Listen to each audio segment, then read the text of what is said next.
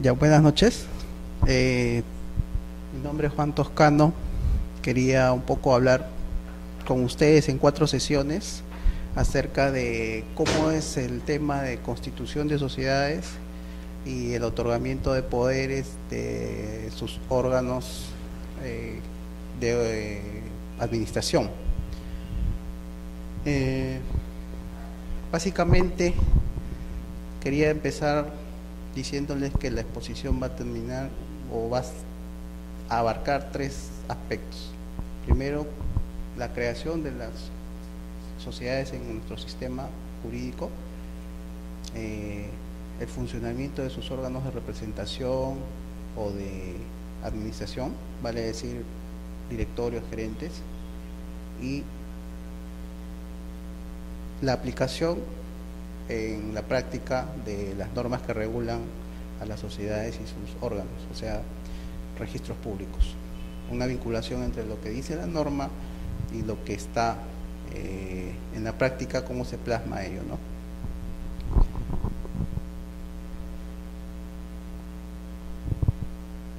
Antes quería explicarles un poco lo que es SUNAR. ¿Ustedes tienen conocimiento más o menos qué significa SUNAR, a qué alude? Ya, entonces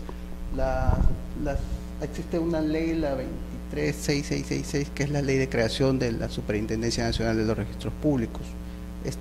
Este organismo agrupa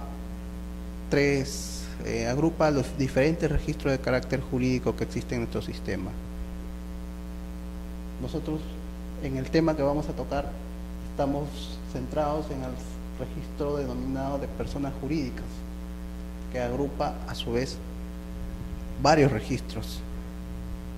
El registro de sociedades mineras, el registro público de hidrocarburos, el registro de sociedades mercantiles, o que también van a escuchar que se denomina el registro de personas jurídicas societarias. Esa denominación, registro de sociedades mercantiles, es un poco ya desfasada. Se denominaba así con la anterior ley de sociedades, pero hoy la denominación actual es registro de personas jurídicas societarias. También verán que hay un registro de personas jurídicas propiamente dicho. Ese registro de personas jurídicas alude a las personas jurídicas que están en el Código Civil, básicamente la asociación, la fundación, el comité. También está agrupado en este gran registro de personas jurídicas. Entonces tenemos que este registro, creado por la ley de creación de la SUNAR, alude a 2 registros principales: las personas jurídicas que están en el Código Civil y otras más, por ejemplo las cooperativas, ¿no?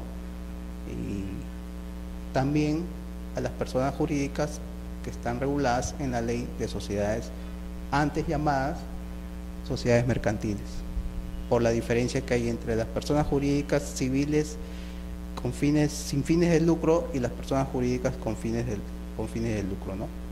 Entonces, tenemos ya la norma legal base que regula dónde nos vamos a ubicar en el tema de constitución de sociedades y otorgamiento de poderes.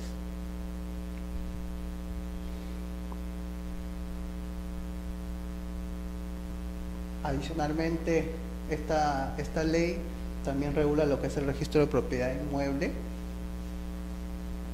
y que solamente los menciono para efectos de que ustedes tengan un panorama de qué está dentro de la superintendencia de los registros públicos, ¿no? El registro de personas y el registro de bienes. En el registro de personas tenemos las personas naturales y las personas jurídicas. En el registro de bienes, el registro de propiedad y el registro que abarca, entre otros, al conocido registro de propiedad vehicular.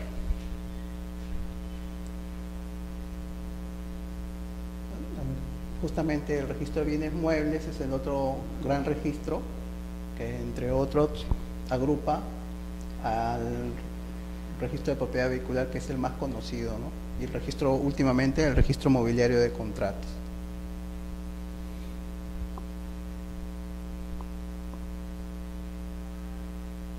todos los actos relativos a los derechos de propiedad intelectual no están bajo la competencia de la Superintendencia de los Registros Públicos. Se inscriben en otros registros. Ahora, todos los registros de carácter jurídico están dentro de la competencia de SUNAR. La gran mayoría sí. Por ejemplo, los regulados por estas normas que aluden a los registros de propiedad industrial, de los derechos de autor, se encuentran regulados por otras disposiciones legales. Ahora nos vamos a centrar expresamente en el registro de personas jurídicas y dentro de ellos el registro de sociedades mercantiles, que para todos los efectos es el registro de personas jurídicas societarias. ¿Por qué hago alusión a este registro? Porque es en ese registro donde van a inscribirse las sociedades cuando quieren tener una existencia legal, jurídica, propiamente dicha.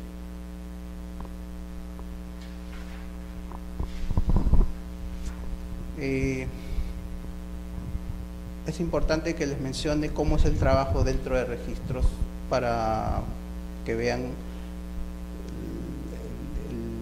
el inicio de la vida jurídica que puede tener una sociedad, ¿no? El trabajo dentro del registro internamente se organiza a través de 3 grandes grupos. Un grupo de registradores que ven los actos relativos a la constitución de sociedades, otro grupo de registradores que ven los actos relativos al funcionamiento de sus órganos de administración, y un grupo de registradores que ven los actos relativos a la modificación del estatuto y otros actos más, por ejemplo las fusiones, las escisiones, las transformaciones. Digamos que es un poco los actos que dan el inicio a la vida societaria, los actos relativos al funcionamiento diario de la persona jurídica y los actos que implican ya su transformación, su fusión, actos que atañen más a la reorganización de sociedades, como lo indica la ley, ¿no? Dentro de la labor diaria de calificación de títulos, principalmente en el registro de personas jurídicas trabajamos con escrituras públicas y también copias certificadas notariales. Escritura pública y copia certificada, entonces, son instrumentos que normalmente son objeto de calificación en el registro. Ahora, en el tema que nos atañe justamente constitución de sociedades y otorgamiento de poderes de sociedades, los dos instrumentos son, para la constitución de sociedades, la escritura pública, y para el otorgamiento de poderes, la copia certificada notarial. La diferencia fundamental entre ambos es que la escritura pública tiene un protocolo notarial en el cual, a manera de archivo, el notario guarda en su registro de escrituras las que emite para, por ejemplo, en este caso, constituir sociedades. En cambio, para una sesión de directorio que otorga poderes o nombra a un gerente, no se requiere la escritura pública, basta la copia certificada del libro de actas, y ese instrumento notarial no se archiva. Entonces, lo que se archiva es en registros públicos, ¿no? Entonces, justamente esa es la diferencia fundamental entre los dos instrumentos que vamos a ver ahora, ¿no? ¿Alguna pregunta hasta ahora? ¿Algo que quieran que le aclare?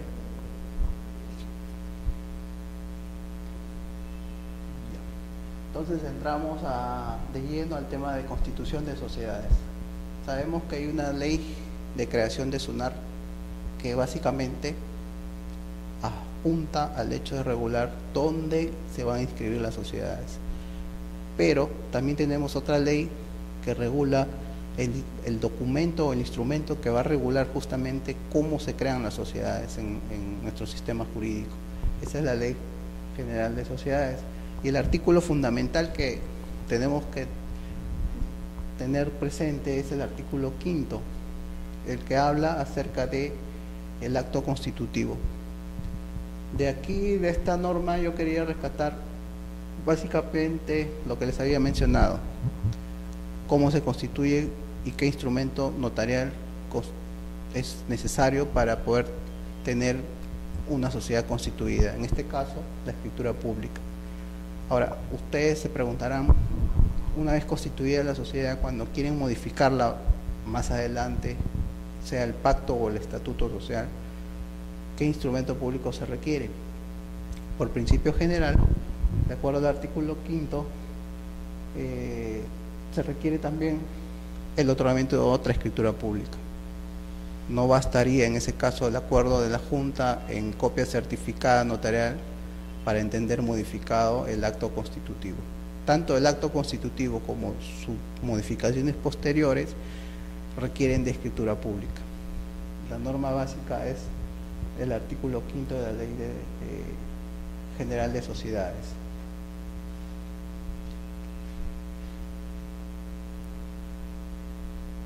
Ahora, el pacto social es el contrato básicamente de sociedad.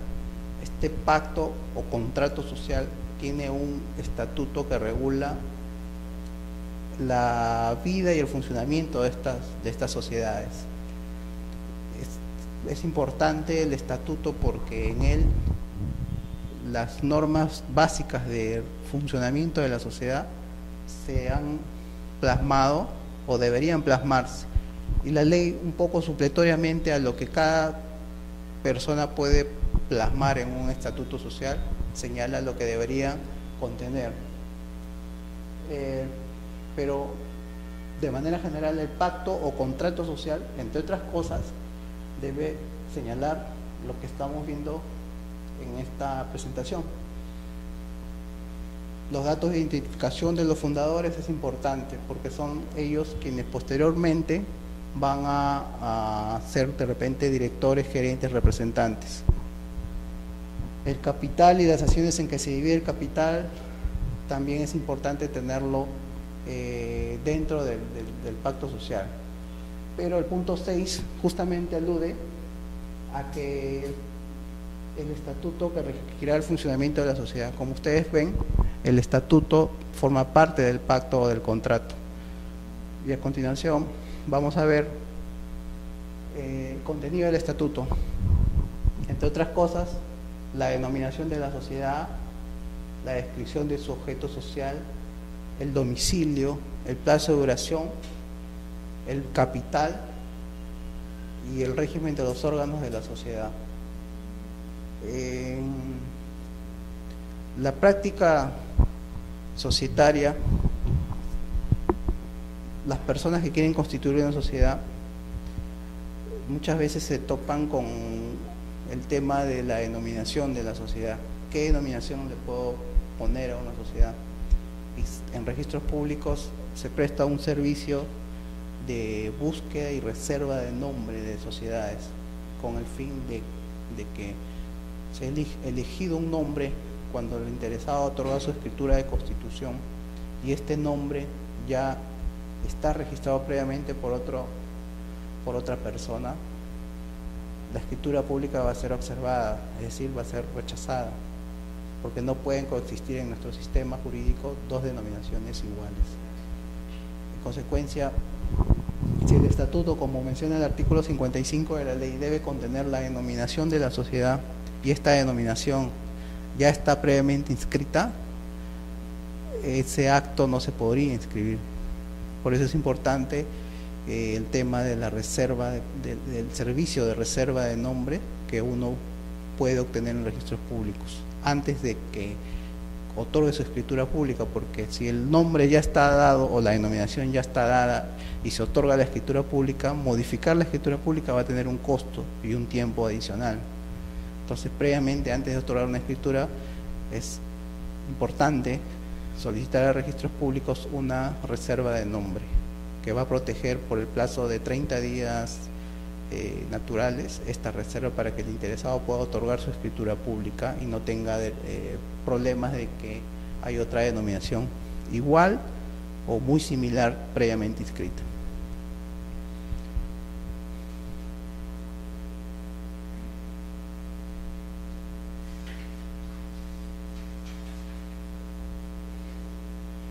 Adicionalmente, la ley de sociedades regula el tema de, ya estamos viendo un poco lo que es dónde escribo mi constitución, cómo la escribo, qué debe contener mi constitución de empresa o de sociedad. Y ahora, en la presentación anterior vimos que uno de los elementos que debe contener el estatuto, aparte de la denominación, las actividades u objeto, también debe contener la regulación de los órganos sociales. Va a decir principalmente la junta de accionistas, el directorio y el gerente. En este caso, la ley regula en el 111 lo relativo a la junta de accionistas. Como órgano supremo de la sociedad, su regulación es muy importante en los aspectos legales. Muchas veces las constituciones de sociedades se remiten a la ley, porque la ley en este aspecto es muy completa, deja muy poco para que las sociedades puedan regular de manera diferente. Y básicamente los elementos de convocatoria y quórum de una junta están previstos en la norma. Les menciono solamente a manera de, digamos, introducir en el tema ahora de, ya no de la Constitución, sino de los órganos sociales, la norma contenida en el artículo 111 de la ley. ¿Y por qué el 111? Porque es importante que, para entender celebrada una junta, las normas relativas a la convocatoria y al quórum hayan sido respetadas. Si alguno de estos elementos, quórum o convocatoria, no han sido observados al momento de su celebración en la Junta de Accionistas, esta adolece de defecto o de causal de observación a registros públicos.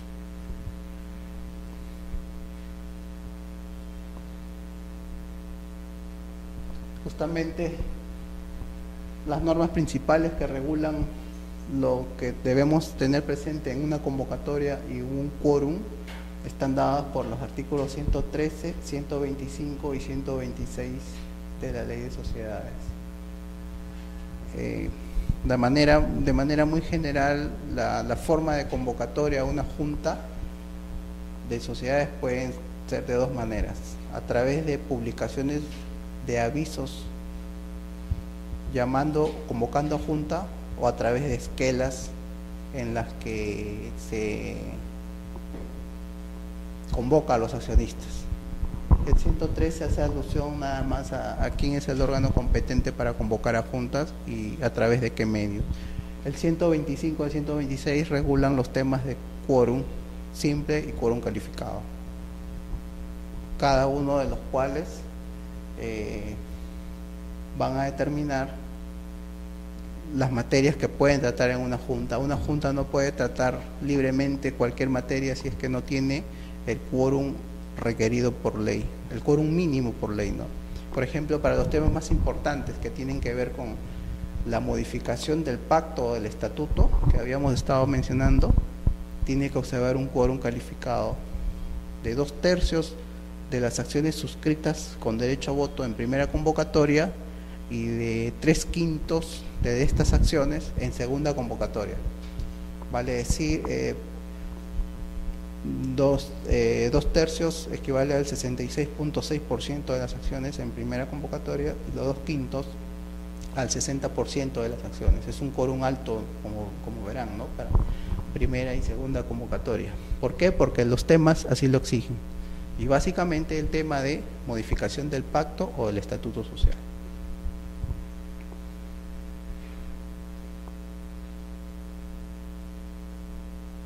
El otro, o el órgano por definición de administración de la sociedad, es el directorio. El órgano de ejecución de los acuerdos societarios es la gerencia o la gerencia general. Y el órgano de expresión de la voluntad de la sociedad es la junta. A registros públicos generalmente llegan los actos de la junta, del directorio y de la gerencia. Ahora, la junta de accionistas y el directorio deben llevar un libro en el cual se expresan o se asientan las actas que documentan los acuerdos que se adoptan, tanto en junta como en directorio. Ese libro de actas tiene justamente el valor como para de él obtener copias certificadas, que como les mencioné, conjuntamente con la escritura, son los instrumentos básicos que nosotros calificamos para inscribir sus actos. El 152 de la ley regula quién es el órgano encargado de la administración social, y el 155 regula el número mínimo o el número que pueden tener como directores en una empresa. No hay un número máximo, pero sí un número mínimo. En ningún caso el número de directores es menor de 3. Normalmente los directorios se componen de 3 a 5 miembros. Hay, dependiendo de cada organización, cada sociedad, el número de directores que quiera tener, se puede establecer en el estatuto el número de directores.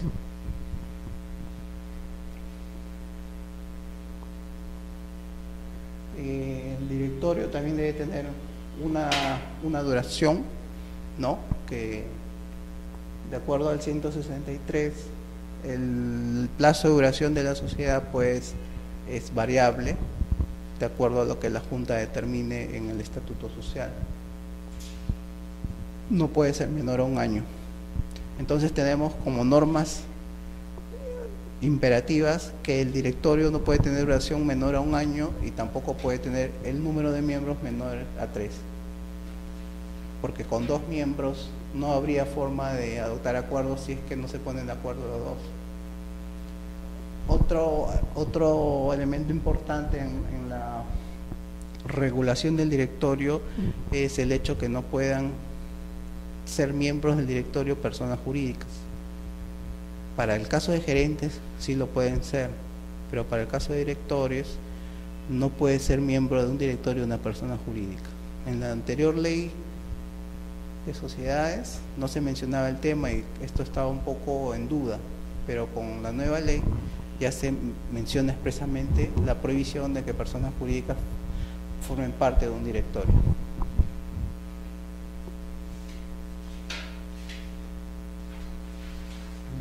Otro elemento importante a tener presente, como ya les había mencionado, son las actas. Las actas básicamente son un documento que prueba no solamente la existencia del acuerdo, sino también sirve de vehículo para que esos acuerdos lleguen a registros y se inscriban a través de copias certificadas de esas actas que emite el notario dentro de sus funciones. Por eso el artículo 170 establece claramente cómo es que deben ser consignados los datos en las actas de las sesiones de directorio.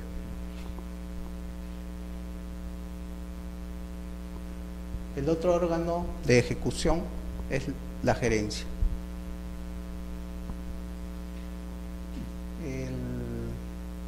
Pueden tener uno o más gerentes en las sociedades. A partir del 185 de la ley se regula este tema y, como les había mencionado, la Junta expresa una voluntad, el directorio administra la sociedad y el gerente ejecuta los acuerdos. El gerente puede ser gerente general o también pueden haber gerentes por cada sector de una empresa o de una sociedad que crea conveniente crear, pues no, gerentes de administración, gerentes de finanzas, gerentes de presupuesto, cada uno con un área específica y competencias de acuerdo a la organización y planificación de cada sociedad, ¿no?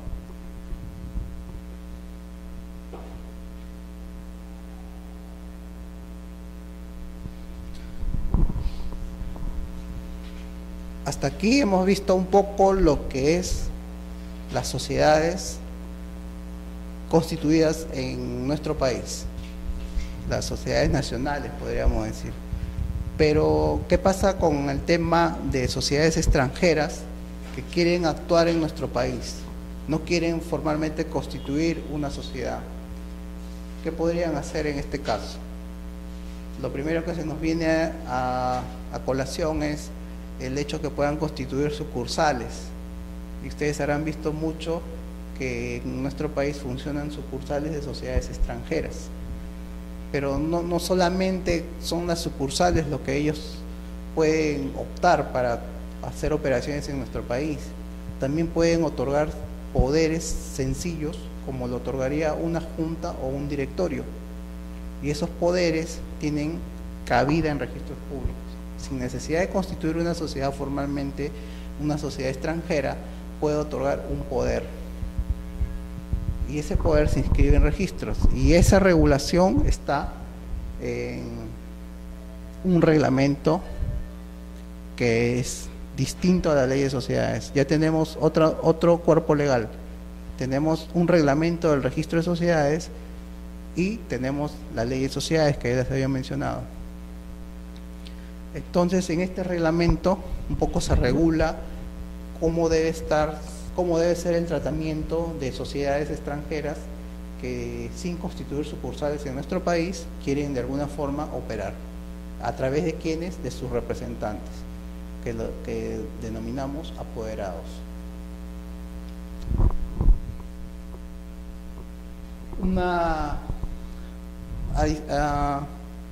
Dos temas importantes en relación a este apartado. Primero, la necesidad que estas sociedades extranjeras acrediten en registros públicos cada vez que quieran inscribir un acto que están vigentes. Y eso lo acreditan de acuerdo a la norma del 165 del reglamento del registro de sociedades, que forma parte integrante del registro de personas jurídicas que les mencioné al principio. Es un documento que acredite la vigencia de la sociedad en su sede de origen. Este documento denominado certificado de vigencia puede ser también cualquier otro, que de alguna manera cuando quieran inscribir ellos un acto en nuestro registro, quede acreditado que no está en proceso de extinción, disolución en su país de origen. Y si está en un país distinto, que tenga un idioma distinto al castellano, entonces se exige también la traducción de este documento. Entonces, un primer elemento a tener en cuenta es la vigencia de esta sociedad extranjera. Y un segundo elemento, regulado en el 166, es la capacidad que tienen aquellas personas que han otorgado el documento en el exterior, acreditando un apoderado para nuestro país. Porque podría prestarse a fraude un poder X de una república extranjera y que en realidad quien otorga ese documento en el extranjero no está facultado para ello. Y sin embargo, ese acto se podría inscribir aquí en registros públicos y esa persona contratar con terceros a nombre de una persona jurídica inexistente o sin facultades para ello, lo cual podría traer perjuicios económicos a las personas que contraten con ello. Por eso el reglamento del registro de sociedades, que es la única norma que regula este tipo de poderes especiales, se preocupa primero en exigir un certificado de vigencia y segundo, exigir un documento que acredite que las facultades que han sido otorgadas han sido bien otorgadas en su país de origen.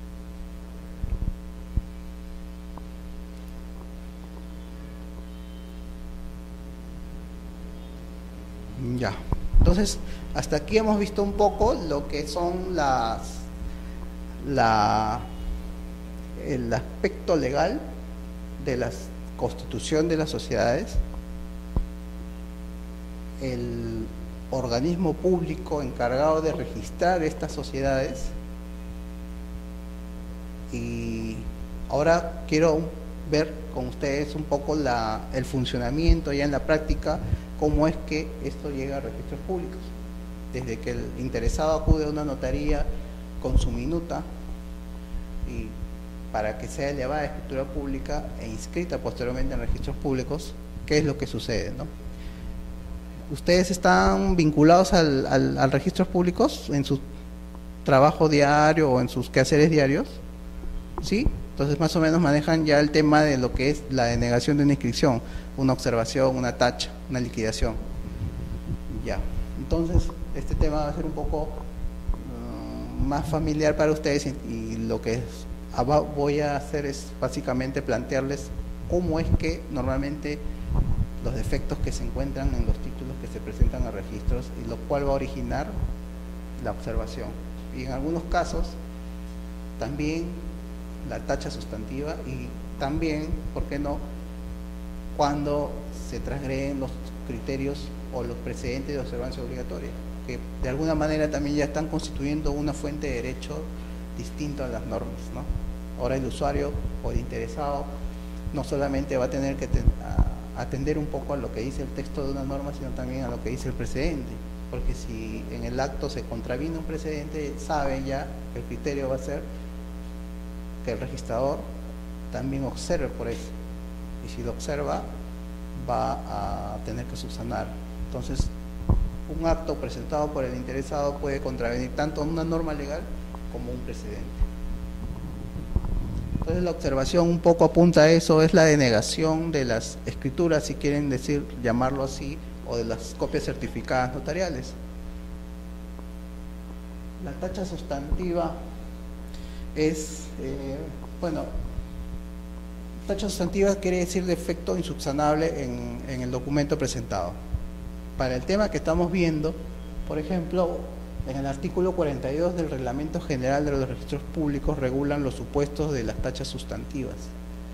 Y para el tema que estamos viendo, por ejemplo, en el literal A, es cuando el defecto el título adolece de defecto insubsanable que afecta la validez del contenido del título. Las normas relativas a quórum y convocatoria, la inobservancia de este tipo de normas puede dar lugar a que se aplique el literal A. Es un defecto que atenta o que contraviene directamente el acuerdo de junta o de directorio y debería dar lugar a una tacha sustantiva. Si no se convocó bien a través de los diarios o a través de esquelas, lo que corresponde es la tacha del título. El inciso B señala que también se puede tachar sustantivamente el título cuando no contenga acto inscribible. Y no se los he mencionado, pero en registros públicos no se inscriben lo relativo a las acciones y sus transferencias o gravámenes. Entonces, un acta de una junta en la cual se acuerda la transferencia de acciones podría ser tachado sustantivamente por no contener acto inscribible, porque ese acto se inscribe en el registro o matrícula de acciones que cada sociedad debe de tener. El supuesto del inciso C es aquel en el que, por ejemplo, una sociedad domiciliada en Huancayo presenta el interesado el título en la ciudad de Lima. La oficina de Lima no es competente para calificar ese acto, sino la oficina y el registro de personas jurídicas de la ciudad de Huancayo. El presentarlo aquí daría lugar a una tacha sustantiva del título, ¿no? En tanto no se implementen las normas de remisión de los títulos a nivel nacional, ¿no? De manera tal que una sociedad domiciliada en Lima puede el interesado presentar su título en Iquitos y ser enviado el título a Lima para su calificación. Ese sistema todavía no está bien implementado, por eso es que todavía se sigue aplicando para esos supuestos lo previsto en el literal C del artículo 42. Literal D, por ejemplo, cuando existan obstáculos insalvables que emanen de la partida registral, puede ser en el supuesto pues de que hay una disolución inscrita de una sociedad anónima y se presenta a calificación una sesión de directorio. Entonces ese es un obstáculo que hace que el título pueda ser tachado, porque en el proceso de disolución tanto el gerente, el directorio y demás mandatarios de la sociedad quedan sin efecto sus nombramientos por efecto de la disolución, ¿no? Ya la administración corre a cargo a partir del acuerdo de disolución del liquidador o de los liquidadores. En el supuesto del inciso E, bueno, se presenta un acto a registros públicos hoy día, sin embargo, se presenta un proyecto de acta de junta de accionistas o de directorio, sin firma de los directores o sin firma de los accionistas presentes. Y en vía de subsanación, celebran una junta el día de mañana y quieren ese acto ratificarlo. Propiamente, el acto hoy día no existe y mañana recién va a existir, entonces el acto no puede ser posterior al asiento de presentación, porque los efectos de los actos presentados se retrotraen a la fecha de su presentación. Si a la fecha de presentación no existía el acto como tal, entonces puede ser de aplicación el inciso E del artículo 42. El inciso F es el supuesto en el que se produzca una falsedad documentaria y bueno, una copia certificada otorgada de manera irregular o falsificada, o un parte notarial de constitución falsificado, debería o debe dar lugar a una tacha sustantiva y seguir el procedimiento para ese documento a poner en conocimiento de las autoridades correspondientes, ¿no? Entonces, en relación a nuestro tema, el artículo 42 tiene aplicación en cada uno de sus incisos, ¿no? ¿Por qué es importante? Porque eso va a hacer que se deniegue de plano la observación formulada, perdón, el título presentado a los registros públicos. Ahora, si por un lado tenemos que la observación es el defecto subsanable, por el otro lado tenemos que la tacha sustantiva implica el defecto insubsanable. Ahora, tenemos muchos defectos subsanables. Básicamente los defectos insubsanables son aquellos que atentan contra las normas que regulan la convocatoria y el quórum. Pero los que no están en relación a estos dos temas son variados. He querido traer aquí unos ejemplos de cuáles son esos defectos o errores comunes en que incurren los interesados al momento de presentar los títulos a registros públicos. Uno de ellos es, bueno, primero vamos a ver lo que son transgresión de normas legales, como les había mencionado, y luego voy a hacerle una presentación breve de cómo también se pueden transgredir los precedentes, y qué es un precedente básicamente, ¿no? En el rubro de transgresión de normas legales, el 120 de la Ley de Sociedades regula el tema de la Junta Universal, que a diferencia de la Junta que no es universal, esta no requiere de avisos de convocatoria. Si se reúnen todos los socios, todos ellos acuerdan la celebración de una junta, para su validez no se requieren publicaciones u otro medio de convocatoria alguno. En este caso se observó el título porque en el registro público también se inscriben las acciones producto del último capital. Entonces, si una sociedad tiene registrada 200 acciones, a la Junta Universal en la que concurren todos los accionistas, debemos también tener que concurrieron accionistas representando las 200 acciones. Ahora, si presentan un acta en la que celebran el día de hoy una junta en la que van 400 acciones y en el capital inscrito hay 200 acciones, algo pasó en el camino. Esa junta puede ser universal, pero registralmente no lo es porque su capital se ha quedado cuando tenía registradas solo 200 acciones. Entonces tienen que regularizar ese tema vía un aumento de capital de repente que se aprobó, pero que no se inscribió, que hizo que el capital varíe en cuanto al número de acciones. Con la creencia de ellos de que concurriendo con el último capital aprobado y sus acciones podían inscribir el acto, va a ser observado en registro, porque primero tienen que adecuar el capital y las acciones a lo que, o mejor dicho, adecuar la realidad a lo que está en registros públicos, ¿no? Esto porque muchas veces no se inscriben los acuerdos de aumento y reducción del capital, y este tipo de acuerdos inciden en el número de acciones, y el número de acciones tiene incidencia en la junta de accionistas. Entonces, muy frecuente es este tema de la discrepancia entre el número de acciones que concurren a una junta con el número de acciones que está registrado en la partida de la sociedad.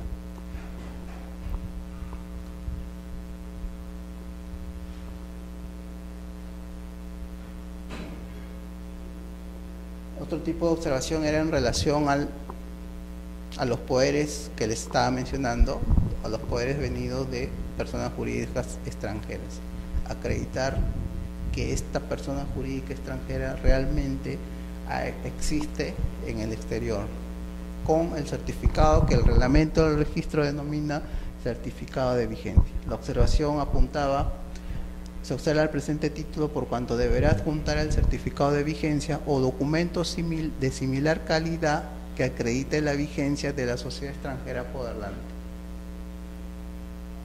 Normalmente en registros públicos nos llega el certificado de vigencia, pero también nos llegan otros documentos equivalentes. Por ejemplo, el notario de un determinado país da fe que una persona jurídica no se encuentra disuelta o extinguida. El funcionario de un ministerio X en un documento también señala que una persona jurídica X no se encuentra disuelta o extinguida, y a veces hasta el equivalente al registro público nuestro, el registrador emite una suerte de certificado en el que también se señala no solamente un resumen de lo que es esta persona jurídica en el extranjero, sino también principalmente que no se haya extinguida. Entonces, la variedad de documentos al que alude el 165 es muy amplio. No solamente debemos quedarnos en exigir un certificado de vigencia, sino también cualquier otro documento que acredite que en su sede de origen esta sociedad no está extinguida. Resulta de aplicación para este tipo de defecto del título el artículo 165. Y la forma de subsanación pues es variada, ¿no? Inclusive a veces nos presentan lo que vendría a ser nuestro pacto o estatuto social del extranjero, lo presentan para acreditar que en el rubro duración de la sociedad figura indefinida. Entonces, si es indefinida, no hay nada que nos indique que tiene un plazo de duración con plazo determinado. Por lo tanto, nosotros debemos presumir que está en un proceso normal de funcionamiento, ¿no? Porque si es una duración definida, entonces inmediatamente de este pacto del extranjero o de su estatuto vamos a inmediatamente determinar que su plazo de duración ha vencido, ¿no? Por lo tanto, no procedería el otorgamiento de este poder especial.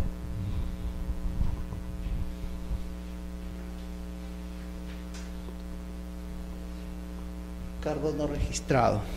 Ahora, es importante, lo que es importante en este tipo de observaciones es darnos cuenta que el directorio y los gerentes, para tener como tal validez en sus designaciones en estos cargos, no requieren de la inscripción en registros públicos. Por eso es importante el acta, porque el acta es una prueba documental de que efectivamente una persona fue nombrada como gerente o como director. A partir de ese nombramiento tiene efecto legal ese acto, no requiere de la inscripción. La inscripción es importante para efectos de oponibilidad de sus facultades sobre su cargo. Por ejemplo, un banco solicita que una persona acredite que es gerente, no a partir de su inscripción en registros, sino, o mejor dicho, no a partir de su nombramiento y de su plasmación en un acta, sino a partir de ellos, si está o no inscrito. ¿Por qué? Por el efecto de oponibilidad a terceros. Si el nombramiento se queda solo en acta, es conocido solo por los socios, pero si el nombramiento adicionalmente al acta se lleva a registros públicos, se presume que es conocido por todos. Por eso es que el banco, a partir de esa situación, un poco asegurando sus intereses, exige que todos los nombramientos sean inscritos, pero los nombramientos surten plenos efectos no con la inscripción, sino con el acto o a partir de la fecha en el que han sido designados o nombrados. Ahora, por esa misma razón, muchas sociedades no inscriben sus designaciones de los cargos. Los tienen en el libro de actas y el gerente o el director actúa como tal, pero cuando quieren presentar ese acto al registro público se dan con la sorpresa que en registros públicos figura un directorio anterior o un gerente anterior. En este caso, la Junta otorga poderes a una persona natural en su calidad de gerente. Calificado el acto, el registrador advierte que no es el gerente él, sino es otra persona. ¿Qué ha pasado? Lo mismo que con el capital y las acciones. Algo pasó en el camino que hizo que se modifiquen el número de acciones. Aquí algo pasó que hizo que el gerente general registrado discrepe del gerente general cuya acta se ha presentado. No se dio lo que de alguna manera conocemos como tracto sucesivo. El cargo no registrado implica entonces que una sociedad otorga poderes en función al cargo respecto del cual esta persona no está inscrita. Lo que cabe ahí es simplemente regularizarlo, ¿no? Si tú eres gerente actual según la Junta, hay que presentar los actos que dieron lugar a la remoción del gerente registrado y los que dieron lugar al nombramiento del nuevo gerente. Un poco es restablecer la cadena de nombramientos. Es muy frecuente también que en registros públicos presenten este tipo de actos respecto de apoderados o funcionarios que no están previamente registrados, ¿no? Y la manera de subsanarlo es restableciendo el orden, el tracto que hubo o que en la realidad se produjo, ¿no? El registro público en sí es una suerte de reflejo de la realidad. Lo que pasa en la realidad, lo ideal es que también se plasme en el registro. Muchas veces no sucede eso. Lo que pasa en la realidad se queda lo que pasa en la realidad sigue dándose en el tiempo y registros públicos se queda en una etapa anterior. Y eso es lo que origina, no solo en el registro de personas jurídicas, sino en el registro de bienes y bienes muebles en particular, un desfase entre lo que está registrado y lo que hay en la realidad, ¿no?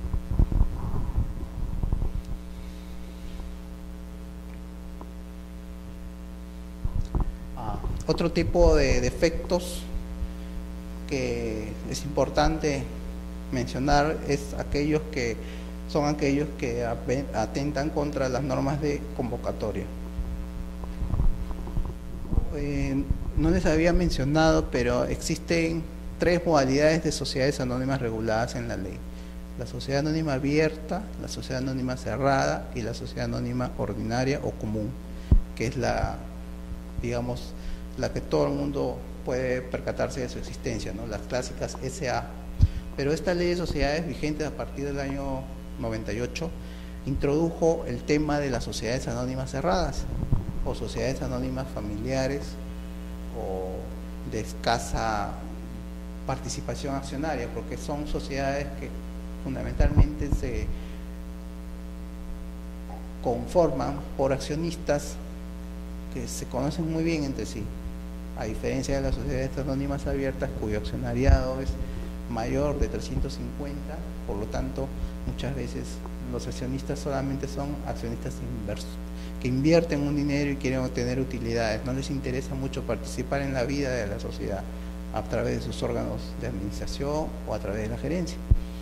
Entonces estas sociedades anónimas cerradas, como su mismo nombre lo indica, los socios quieren mantenerla cerrada a terceros y por lo tanto, como son pequeñas, de pocos socios, su forma de convocatoria es distinta a una sociedad anónima abierta u ordinaria.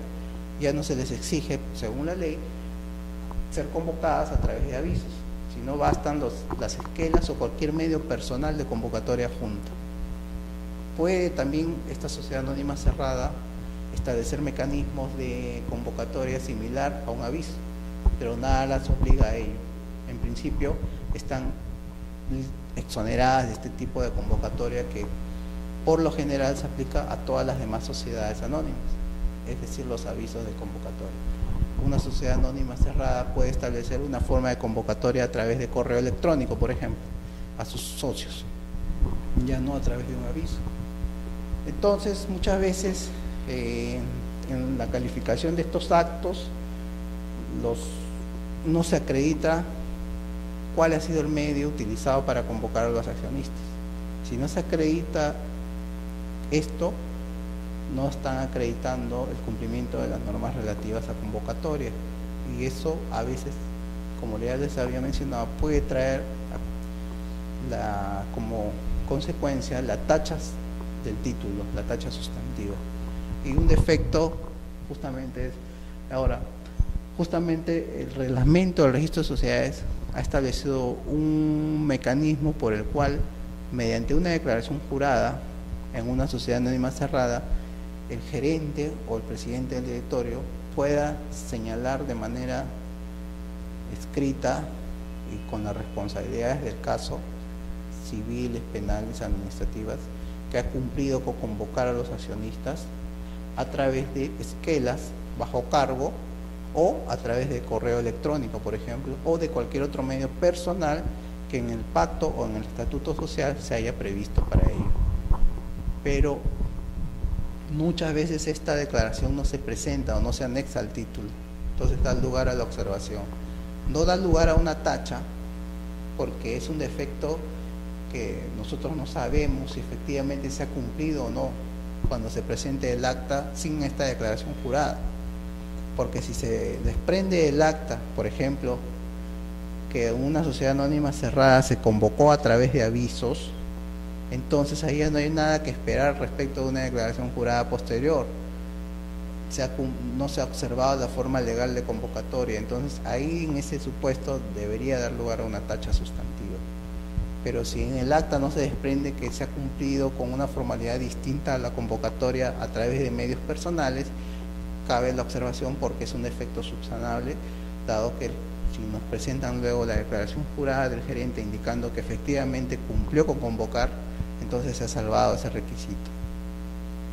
Por lo tanto, un defecto que muy recurrente para este tipo de sociedades y para las SRL, que se parecen mucho en su forma a las SAC, es este. Y la forma pues de subsanarlo es a través de esta declaración que hace el gerente, ¿no? Respecto de que se ha cumplido con convocar conforme a lo señalado en el 245 de la ley, principalmente, ¿no? Básicamente el 245 habla de esquela, que es el medio más utilizado, facsímil, correo electrónico u otro medio de comunicación. Son medios personales.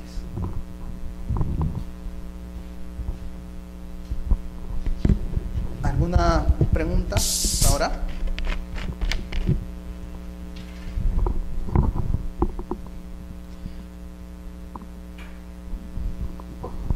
Ya, la siguiente observación tipo, digamos, es lo mismo que para las sociedades anónimas cerradas, solo que en este caso es para las SRL. Es idéntico el supuesto, pero que también se presenta mucho, ¿no?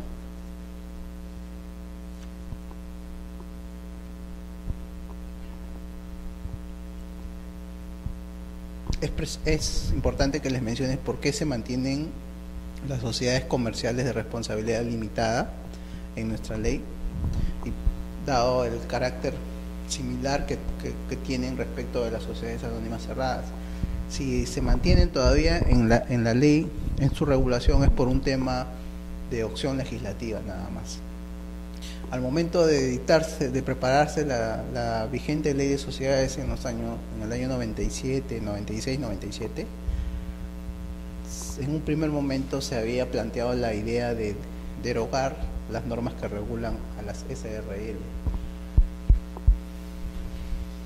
Pero en el camino de formación de la ley, un grupo de congresistas consideró que no sería prudente que se eliminen a las SRL de la regulación de la ley, porque habían muchas en el mercado, muchas sociedades bajo este tipo societario que se habían constituido, entonces se les podía caer una suerte de un problema si es que de un momento a otro no tenían un respaldo legal para su forma societaria escogida, ¿no? Entonces se consideró oportuno dejar la regulación de las SRL y al igual que la SAC, estar destinadas a hacer la regulación para aquellas sociedades pequeñas, familiares, que no excedan de 20 socios, más que por una situación de no crear problemas para las personas que habían constituido sociedades bajo esta forma, es que se mantuvo todavía la SRL, ¿no? Ahora, como es muy similar su tratamiento, el reglamento del registro de sociedades también le da un tratamiento similar para la constancia de convocatoria. Entonces, si nosotros celebramos una junta de una sociedad comercial de responsabilidad limitada y queremos que se presente a registros públicos, no se debe dejar de lado que hay que anexar una constancia o una declaración jurada del gerente indicando que ha cumplido con convocar a los socios y que se ha utilizado pues un medio que ellos han tenido conocimiento, ¿no?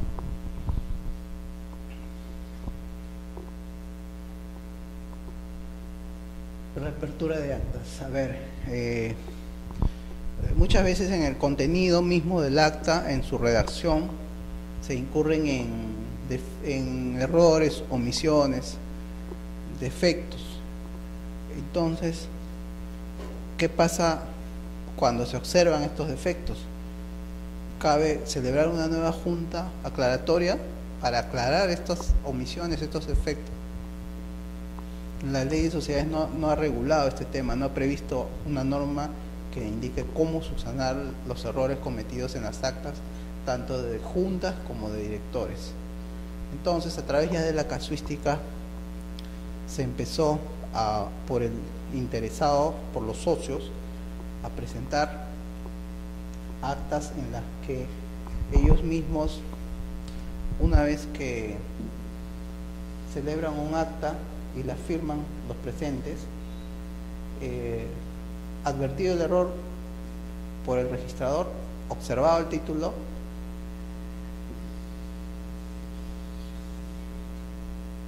subsanaban los defectos que se pudieron haber encontrado, aclarándolos en una nueva acta. Pero si acá teníamos un acta de una junta, celebrar otra junta solo para subsanar estos errores a veces resultaba muy oneroso, tanto en tiempo como en dinero. En este ejemplo, bueno, podemos tener de repente 3 accionistas, pero si nos podemos a pensar en 4, 15, 20 accionistas, o en una sociedad anónima abierta con más de 300 accionistas, solamente celebrar una junta con avisos para subsanar defectos, digamos, menores en las actas, podía ser un poco oneroso. Los usuarios entonces empezaron a presentar actas en las que, advertido el error, estas mismas personas que suscribieron el acta original subsanan los errores y vuelven a firmar solamente ellas. El acta que ya había sido cerrada es de alguna manera nuevamente abierta, pero solamente para efectos de subsanar esos errores. Ya no requerían una nueva junta para subsanar estos errores. En un principio, como no había norma legal expresa, se aceptó que estas reaperturas de actas. Posteriormente, el Tribunal Registral aceptó esta modalidad de subsanación, con lo cual, básicamente, tenemos ya 2 maneras de subsanar algunos defectos, ¿no? Una junta ratificatoria, aclaratoria de la anterior, o una reapertura de junta a través del acta que firman ellos mismos. La diferencia es que en esta acta Ya no vamos a dejar constancia de todos los requisitos que para esta acta prevé el 135 de la ley. Entre otras, consignar el lugar, fecha, hora de celebración, accionistas presentes, número de acciones, quién actuó como presidente, quién actuó como secretario, cuáles fueron los acuerdos adoptados, aprobación del acta, firma de los presentes. Todo eso que engloba la celebración de una junta según el 135 y que deberían repetirse en una junta aclaratoria, ya no se dan acá, porque acá simplemente se permite la reapertura, la firma de ellos para subsanar los defectos que pudieron haberse cometido en la redacción del acta primigenia. Justamente eso es lo que en esta observación se hace mención. La reapertura del acta de la Junta de Accionistas celebrada en septiembre del 2010 no ha sido suscrita por los mismos accionistas concurrentes a esa junta celebrada en septiembre del 2010. Entonces la idea fundamental es que se permite la reapertura para subsanar defectos, pero quienes la han firmado también sean los mismos que la vuelven a firmar en el cierre de la reapertura.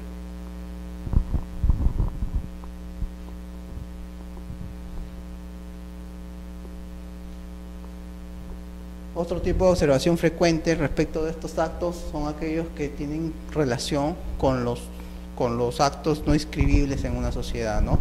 Fundamentalmente, por ejemplo, nos presentan actos relativos a la transferencia de acciones y este tipo de acto, bueno, aquí lo he considerado como una observación. ¿Por qué? Porque adicionalmente la Junta puede también haber aprobado no solo la transferencia de acciones, sino el nombramiento de un gerente, la remoción de un gerente, la renuncia de un director, y esos actos sí son inscribibles.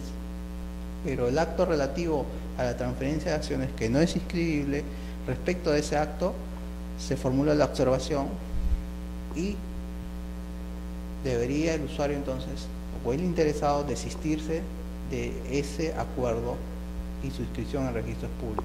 Los demás actos sí van a ser calificados, pero respecto de ese acto hay un defecto que adolece el título. Porque si solamente la Junta hubiera aprobado la transferencia de acciones, ya no da lugar a una observación, sino debería dar lugar a una tacha, por no contener otro acto inscribible, ¿no? Entonces muchas veces llegan actas en las que adicionalmente a los nombramientos se aprueba la transferencia de acciones y en ese extremo no es inscribible y se observa el título, ¿no?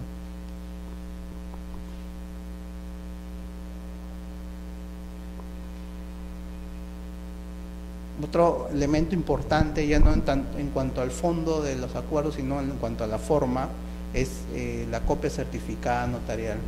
Tenemos un acta en el que hay que tener una copia certificada del acto y muchas veces los usuarios presentan copia legalizada nada más. La diferencia fundamental estriba en que la copia certificada, el notario da fe un poco de la pertenencia de esta acta a un libro de actas determinado, a las fojas de un libro de actas.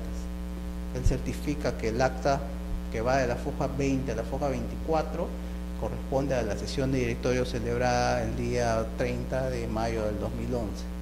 En cambio, en una copia legalizada, el notario simplemente señala la autenticidad de la copia con el original, sin indicar que pertenece al libro de actas y a las fojas en las que se encuentra.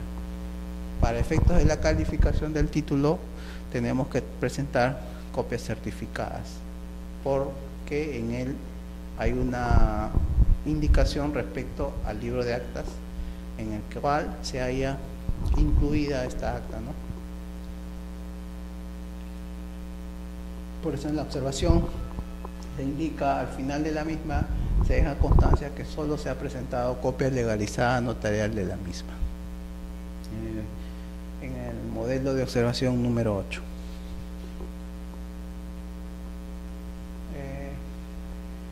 Otro tipo de observación frecuente para los actos que impliquen junta de accionistas es el relativo a la representación de los accionistas. En una sociedad anónima cerrada, la representación es cerrada, como su mismo nombre lo indica. Solamente puede ser el accionista representado por otro accionista o por un familiar directo, sea padre, hijo, cónyuge, y a veces llegan actas en las que el representante es un tercero, y si el estatuto no ha previsto esta posibilidad, entonces el título debe observarse. A veces es el padre, pero no lo indican en el acta. Normalmente el padre o el hijo puede representar a un accionista, pero ello tiene que estar indicado en el acta. Y si es un tercero que concurre en representación, el estatuto tiene que haberlo previsto, porque la ley hace que la representación en estos casos sea cerrada, no abierta a cualquier tercero. Se puede pactar, sí, de manera diferente, pero tiene que estar establecido en el estatuto. Entonces, muchas veces, como acá lo señala la observación, en el acta de la Junta, celebrada el 12 de junio del 2011, se advierte que la socia, Soledad Guerra, ha sido representada por un X. Sin embargo, de acuerdo al artículo 23 del estatuto, la representación de los accionistas no ha sido extendida a terceras personas, con lo cual la representación de la socia Soledad Guerra debió haber sido dada por su cónyuge, un descendiente o un ascendiente, y no por un tercero. Es una limitación que la ley ha establecido para el caso de las SAC, de las sociedades anónimas cerradas.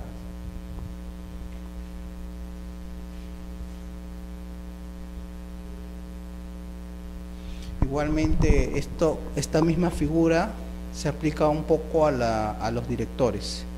El estatuto puede haber previsto la posibilidad de tener directores suplentes o directores alternos.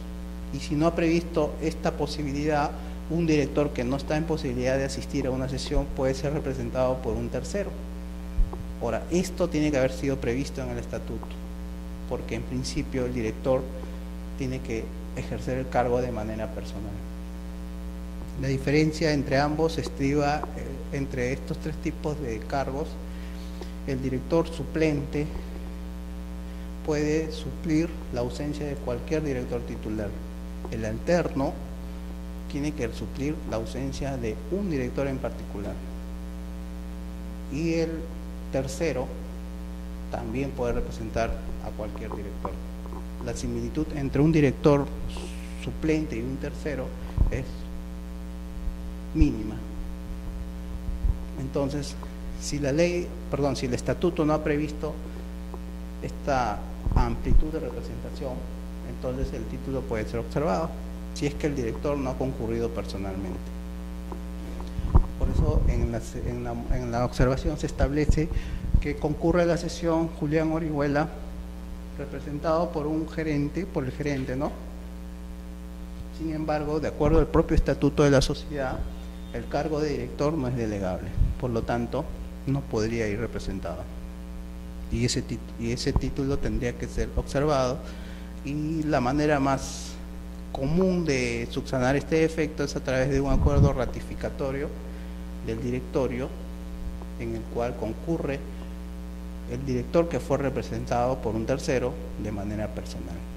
Ya con esto subsanaría el defecto advertido en el acta presentada inicialmente, ¿no?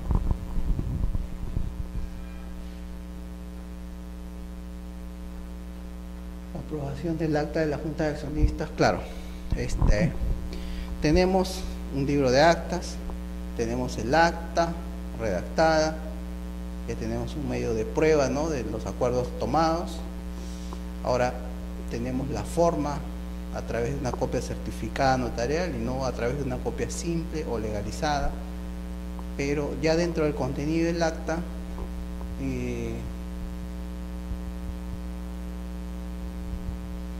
al finalizar el acta, antes de ser suscrita, toda ella tiene que ser aprobada por los accionistas, y esa aprobación generalmente va previa a la suscripción de esta por los presentes.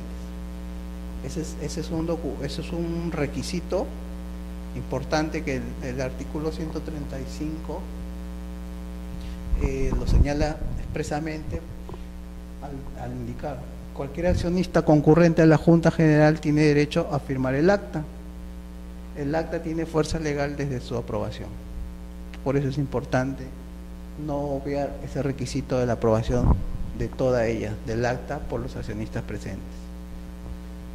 Una cosa es la aprobación del acta por los accionistas y otra podría ser la aprobación de cada uno de los acuerdos que la Junta va adoptando. Son dos temas diferentes. Entonces es importante que el acta como tal, como documento probatorio de la celebración de una junta o un directorio, sea aprobada por los presentes y suscrita por los presentes. En un acta básicamente vamos a encontrar como elementos fundamentales para su validez que conste la aprobación de los acuerdos, que conste la aprobación del acta también, y que ésta sea suscrita. Esos tres elementos siempre van a estar presentes en una sesión de junta o en una sesión de directorio. Muchas veces se dejan de lado y por eso surgen observaciones como la que estoy aquí mencionándoles, la número 11, en la que la Junta de Accionistas no ha sido, el acta de la Junta de Accionistas no ha sido aprobada por los accionistas concurrentes. Ahora, ustedes pueden preguntarse si ese defecto puede o no ser subsanado a través de una reapertura o se requiere una nueva junta. Las dos maneras se admiten, a través de una nueva junta o a través de una reapertura, siempre y cuando este defecto ha sido producto de una omisión.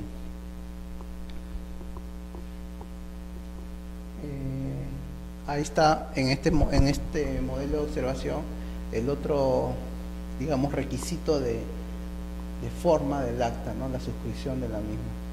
Tan importante como la aprobación del acta o la constancia de aprobación de cada uno de los acuerdos que se establezcan en un acta, ¿no? La base legal para todo lo que es el contenido del acta siempre va a ser el 135 de la Ley de Sociedades, que regula detalladamente el contenido, aprobación y validez de las actas. Contenido básicamente son los acuerdos que se van adoptando. Aprobación, lo que les estoy ahorita explicando al final del acta, y validez de las actas es básicamente el hecho que puedan estar incluidas en un libro de actas y ser suscritas.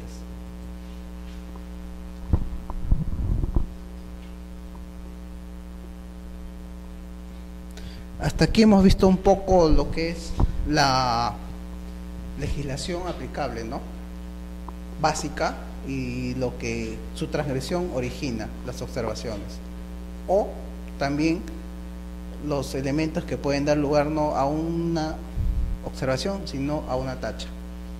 Básicamente, defectos de convocatoria y de forma. Ahora, no solamente, como les explicaba al principio, se pueden dejar de lado normas legales, sino también otra fuente de derecho, la jurisprudencia. Ustedes saben que el pronunciamiento de los tribunales judiciales es una fuente de derecho, por lo tanto tiene que tener acogida en cualquier sistema de verificación legal por parte de funcionarios públicos de los actos que los privados presenten, ¿no? Para nuestro caso en especial tenemos un tribunal administrativo de segunda instancia. La primera instancia lo constituye el registrador, la segunda instancia un tribunal registral de competencia nacional, y como tercera instancia, no propiamente es una instancia, pero sí una instancia revisora, el Poder Judicial, porque el procedimiento administrativo puede terminar con el pronunciamiento en segunda instancia del tribunal, pero el interesado puede recurrir en vía de revisión al Poder Judicial para que sea revisada esa decisión del tribunal registral. Entonces, al momento de transgredir normas legales se formula una observación. Al momento también de inobservar unos pronunciamientos de este tribunal administrativo de segunda instancia, también va a dar lugar a una observación, por el mismo hecho que de alguna manera se ha establecido ya que es una fuente de derecho, una fuente normativa, los pronunciamientos de este tribunal, ¿no? Tan igual como si fuera una norma legal.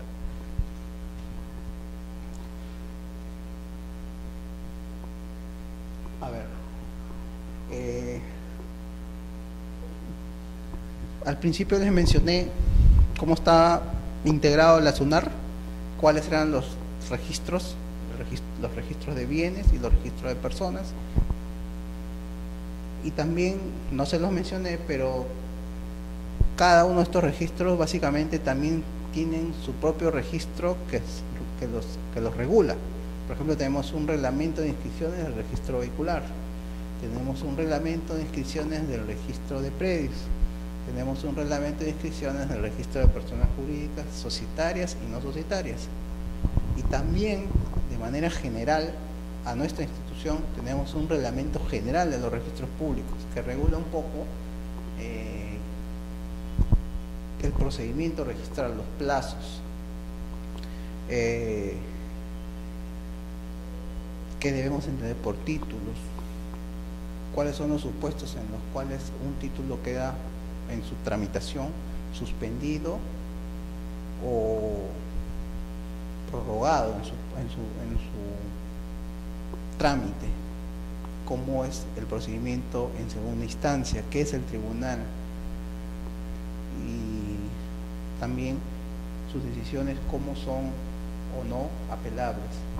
Y en ese entendido, el 158 regula los precedentes de observancia obligatoria, aplicable a todos los registros que están dentro de la ley de creación de SUNAR. Y esos precedentes básicamente son criterios reiterados del tribunal registral respecto de normas legales que regulan actos inscribibles. Un registrador puede tener una interpretación A y otro registrador puede tener una interpretación B y otro una interpretación C. Entonces, cada una de ellas válidamente emitidas, pero esto haría que muchos actos no tengan frente al usuario la certeza de que van a ser inscritos. Entonces se hacía necesario que un órgano de segunda instancia señale la interpretación para una determinada norma y esa interpretación seguirlas todos. Esa es la idea, ¿no? Crear predictibilidad en los usuarios respecto de actos que se presentan a registros públicos. Entonces estos precedentes son de alguna manera obligatorios para el momento de aplicar nosotros a un determinado supuesto una norma legal. Ya no podríamos decir válidamente que para mí la aplicación a este supuesto de hecho de una norma es de esta manera y no como la indica un precedente. Tengo ya la obligación o tienen la obligación de aplicar la interpretación que el precedente ha fijado para un determinado supuesto de una norma.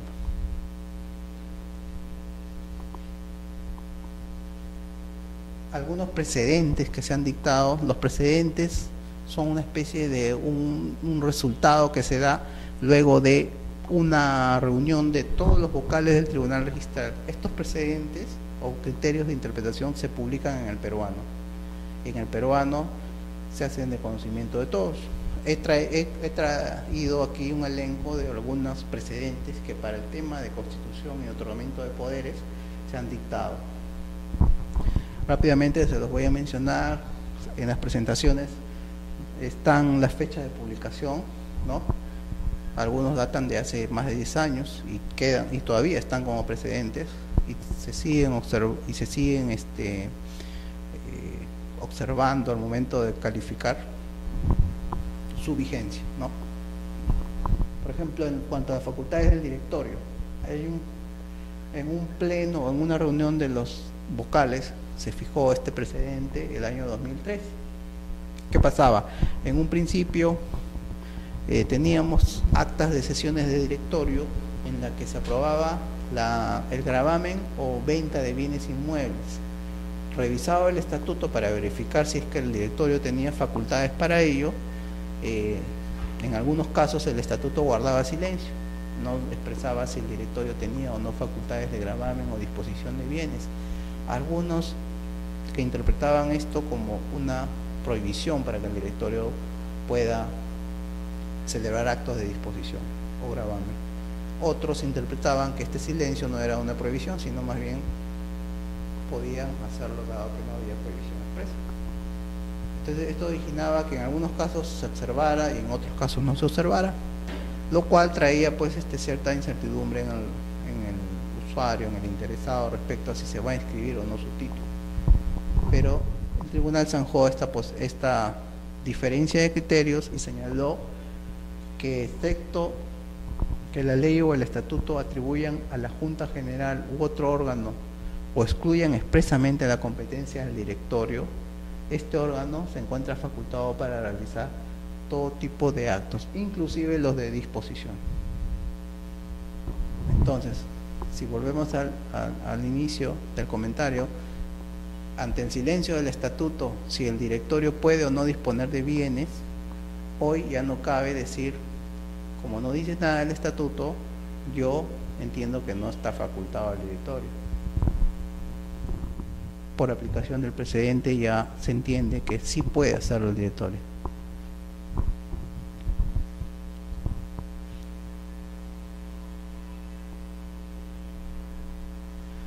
Las acciones, al ser un elemento a tomar en cuenta para calificar el quórum en una junta, el quórum calificado o el quórum simple, dicho sea de paso, para nombrar un directorio, un gerente, otorgar poderes, no se requiere quórum calificado, sino quórum simple.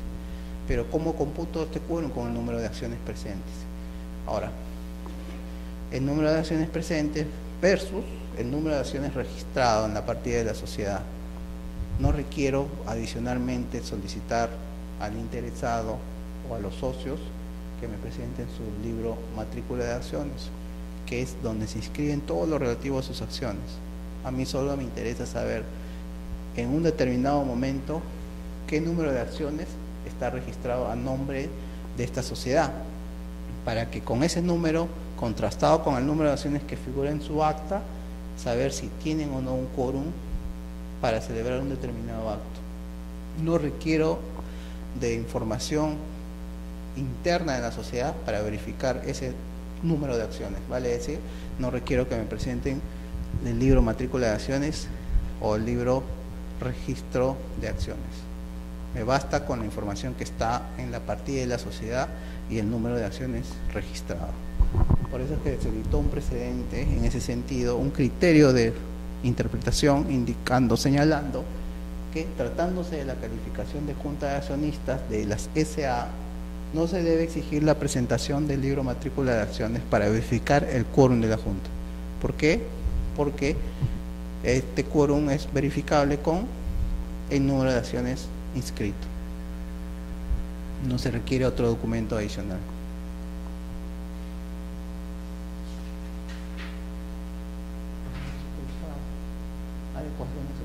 Bueno, vamos a tratar de terminar dentro de la hora.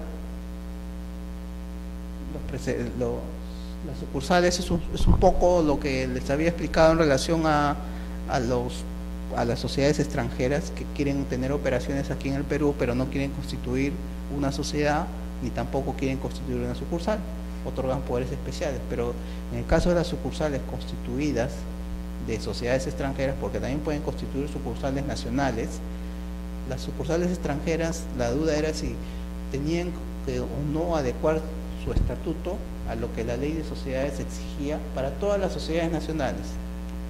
En la entrada de vigencia de esta ley se exigía que todas las sociedades adecúen sus estatutos a lo que la nueva ley normaba.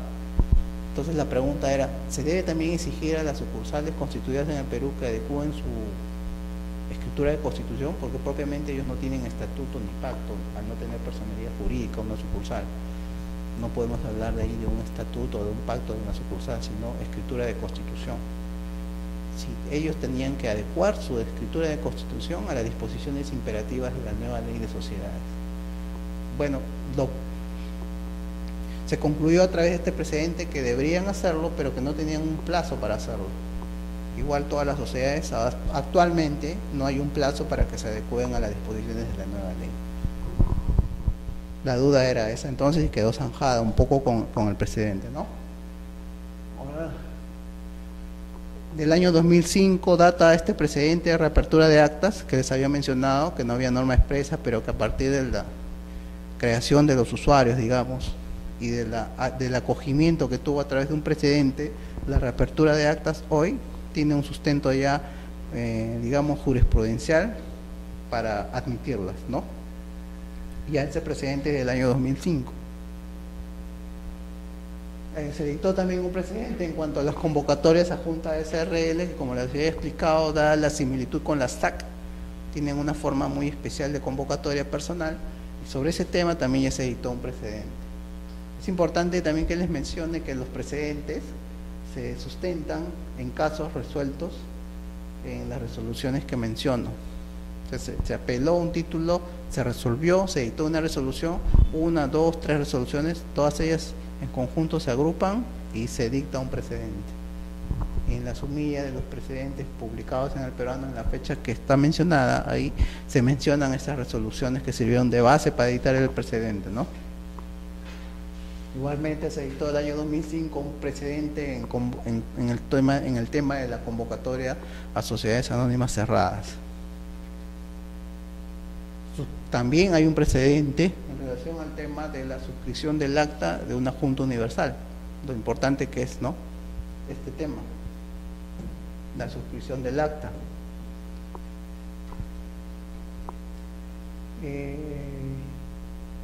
Bueno, este es un tema ya que atañe a las escrituras públicas y quiénes son las personas que están un poco facultadas para presentar el parte notarial a los registros públicos y evitar así algunos temas de fraude, suplantación o falsificación de partes notariales, ¿no? También sobre eso se editó un precedente el año 2009